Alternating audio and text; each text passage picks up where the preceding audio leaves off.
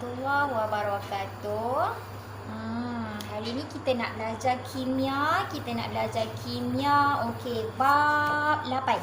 Hari ni kita nak masuk bab 8. Kita akan skip 2 subtopik terakhir bab 6 kerana yang itu kita akan selesaikan dalam makmal. Kita akan buat uji kaji dalam makmal lepas habisnya cuti PKPB ni. Jadi cikgu terus pergi kepada bab 8. Okey, buka buku teks muka surat 252. Okey, tapi sebelum tu boleh buka dulu dekat bahagian isi kandungan ni. Kita tengok dulu.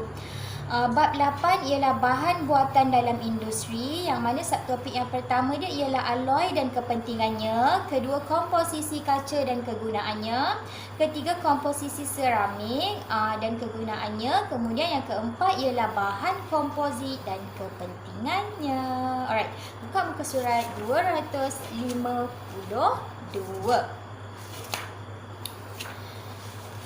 Okey, kita akan start perbincangan kita hari ini dengan subtopik yang pertama, iaitu alloy dan kepentingannya. Okey, pernah dengar tak istilah alloy? Okey, alloy ni awak pernah dengar tak rim alloy? Biasanya kalau remaja yang biasa apa? Maksudnya familiar dengan motor kan, biasanya dia akan kenal lah apa itu rim alloy. Okay, kenapa dinamakan rim alloy? Apa itu alloy? Okey, kalau kita tengok dekat buku teks, definisi alloy. Alloy merupakan campuran dua atau lebih unsur, yang mana unsur yang utama ialah logam. Okey, alloy ni ialah satu bahan yang mana dia dihasilkan daripada campuran lebih daripada dua jenis bahan. Dia lebih daripada 2 jenis bahan, dan kebiasaannya yang utama tu adalah logam lah. Okey, kita terus tengok kepada contoh. Okey, tengok dalam buku teks muka surat 258 jadual 8.3. Kalau anda lihat pada senarai nama-nama alloy dekat situ, kita ada duralumin, gangsa, loyang, keluli nirkarat dan juga pewter. Okey, tengok satu persatu. Alloy, apa komposisi alloy? Apa isi kandungan ataupun apa yang membentuk duralumin ni? Okey, duralumin terbentuk daripada campuran aluminium, kuprum, magnesium dan juga mangan. Kalau kita tengok dekat situ, dia adalah campuran beberapa jenis unsur. Ada aluminium, kuprum, magnesium dan juga mangan.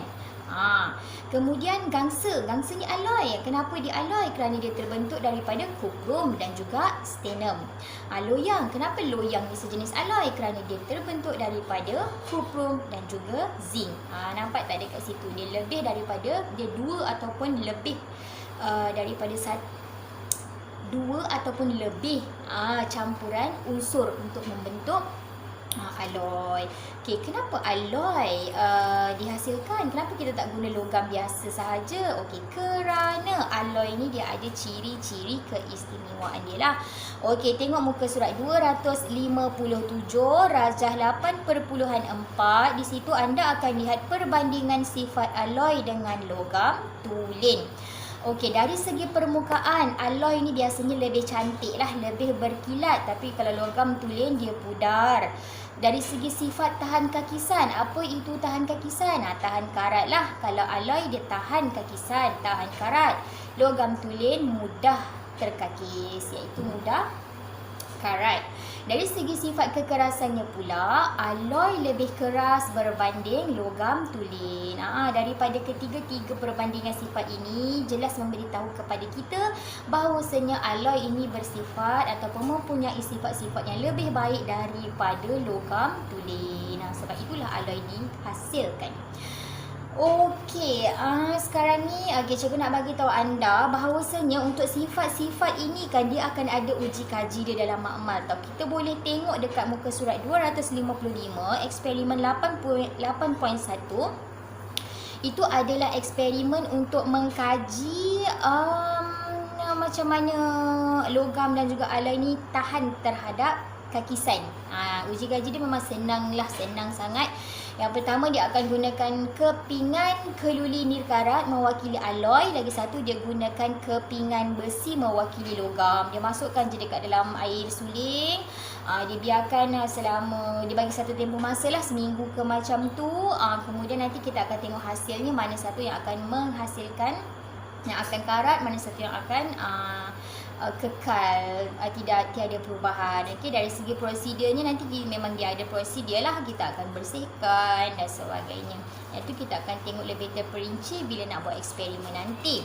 Kemudian muka surat 256 itu adalah ujian untuk menguji kekerasan logam dengan alloy. Uji kaji dia tengok rajah 8.3. Mula-mula kita guna blok gangsa. Anda cek balik dekat jadual 258. Gangsa tu tadi logam tulen ke alloy? Gangsa tu adalah alloy. Dia gunakan blok gangsa, atas tu dia letakkan dengan berbola keluli. Kemudian berbola keluli tu kita kena lekatlah dengan tip supaya tak bergolek lah kan. Kemudian kita akan jatuhkan pemberat yang seberat 1 kg macam tu. Anda boleh imagine tak apa yang terhasil? Pasti akan ada lekuk yang terhasil pada blok tadi. Lekuk tu, diameter lekuk tu kita nak ukur berapa dalam dia. Kita repeat uji kajian sama guna bahan lain. Kalau tengok dekat sini, bahan yang digunakan adalah kuprum. So kita ukur juga saiz diameter lekuk yang terhasil pada kuprum. Kita bandingkanlah mana yang lagi dalam. Yang lagi dalam tu maknanya dia lagi lembut lah. So kita akan nampaklah perbezaan dekat situ nanti. Alright. Tengok muka surat 257. Itu sebenarnya adalah penerangan kenapa dikatakan yang alloy ni lebih kuat, lebih keras. Kenapa kalau logam tulen ni bersifat mulur ataupun kurang keras? Dekat situ dia ada penerangan yang cikgu cuba terangkan dekat sini lah, walaupun mungkin tak ada macam visual dia kan. Yang itu nanti kita boleh tengok dekat link-link lain lah. Yang ini cikgu nak explain secara santai macam tu kan, lebih dekat dengan anda. Okey, tengok rajah 8.5 itu adalah susunan atom dalam logam tulen. Kalau anda lihat kan susunannya seragam, sekata, teratur macam tu kan. Okey, apa yang dia nak terangkan dekat sini, kalau anda tengok dekat arrow anak panah yang berwarna kuning, itu adalah arah daya.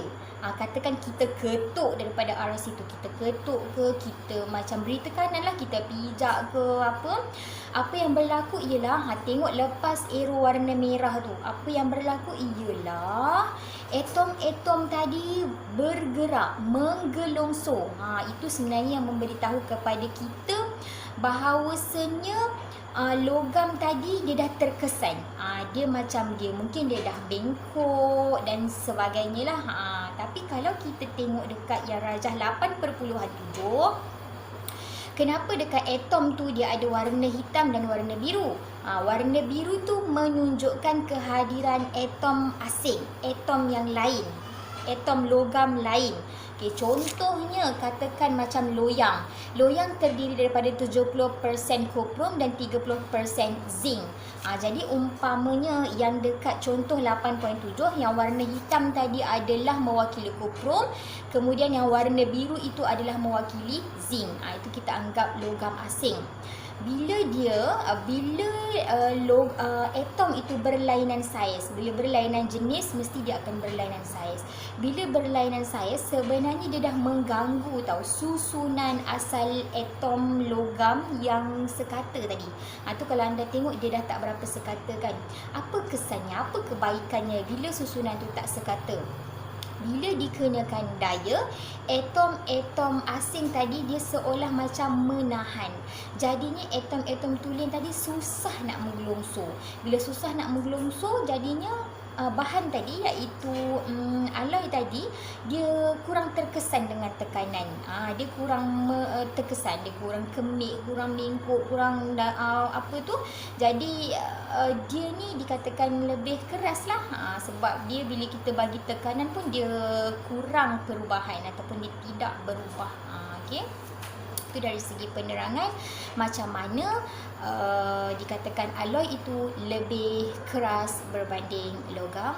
kita sambung ya. Kita sambung kepada subtopik kaca. Boleh buka muka surat 260, 8.2, komposisi kaca dan kegunaannya. Okay, kaca anda semua memang dah kenal lah, dah biasa jumpa apa ni, botol kaca, pinggan kaca, gelas kaca, mangkuk kaca dan sebagainya kan. Okey. Kaca ni dia diperbuat daripada apa? Kaca ni sebenarnya diperbuat daripada satu bahan yang dipanggil silika. Silika ni untuk pengetahuan anda, silika ni dia boleh dijumpai daripada pasir. So sebenarnya pasir dia ada silika dan silika itu akan kita gunakan untuk membuat kaca. Kalau anda cuba muhasabah diri kan, anda akan fikirkan kalau lah pasir ni kita nampak lah pasir bersepah-sepah kat mana-mana ada kan.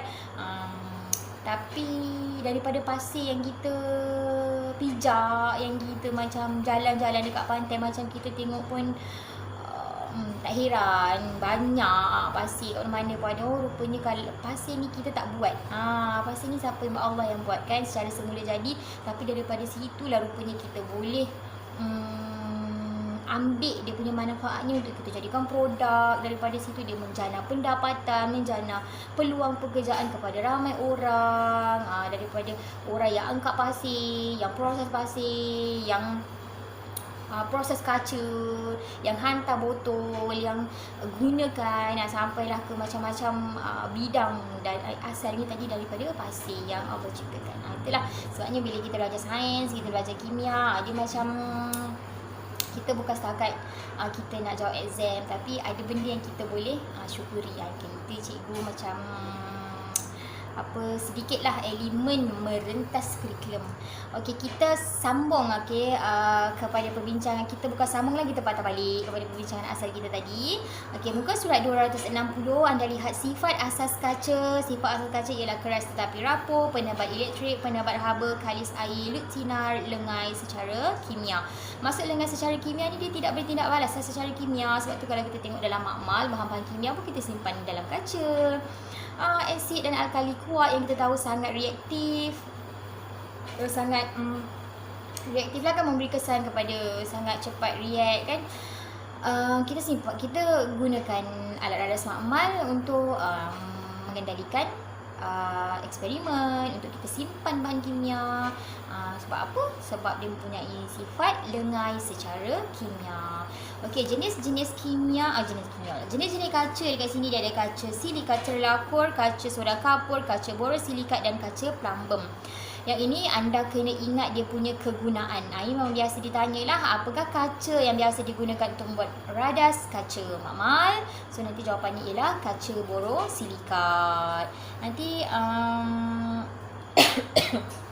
dan lain-lain lah. Ada ditanya mana satu yang lebih tahan terhadap tekanan suhu yang tinggi ke, ataupun nanti ditanya kenapa kaca borosilikat sesuai untuk membuat radas makmal. Contohnya macam tu. Okey. Seterusnya kita nak cerita pasal seramik. Seramik boleh buka muka surat 262. Okey, so untuk seramik, kalau kaca tadi daripada pasir, seramik ni daripada bahan yang diperolehi daripada tanah liat. Tanah liat. Okey, muka surat 263, sifat asas seramik, rintangan haba tinggi, dia lebih kurang macam kaca jugalah, dia punya sifat asas ni.